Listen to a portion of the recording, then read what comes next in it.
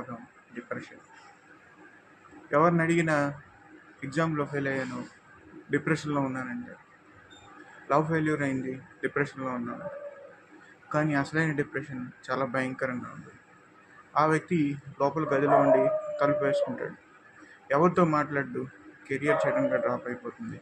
ఇలాంటి లక్షణాలు ఉంటే వెంటనే మానసిక వైద్యుని సంప్రదించండి. వారికి ఒకవేళ ఓరల్ హైజీన్ తగ్గిపోతే దంత వైద్యుని సంప్రదించి స్కేలింగ్ లాంటి చికిత్సలు చేయించండి. డిప్రెషన్ని అలా వదిలేయకండి. ఒకవేళ మీరు డిప్రెషన్తో బాధపడుతుంటే మీకంటూ ఒకళ్ళు ఉన్నారని గుర్తించండి. మంచి స్నేహితుడితో సంభాషించండి.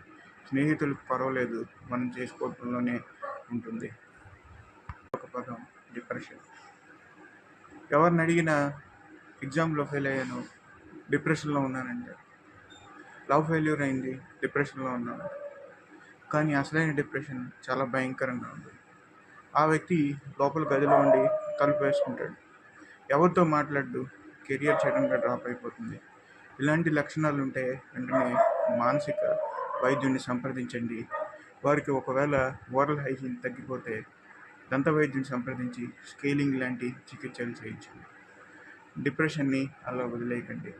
ఒకవేళ మీరు డిప్రెషన్తో బాధపడుతుంటే మీకంటూ ఒకళ్ళు ఉన్నారని గుర్తించండి. మంచి స్నేహితుడితో సంభాషించండి. స్నేహితులకు పర్వాలేదు, మనం చేసుకోవడంలోనే ఉంటుంది.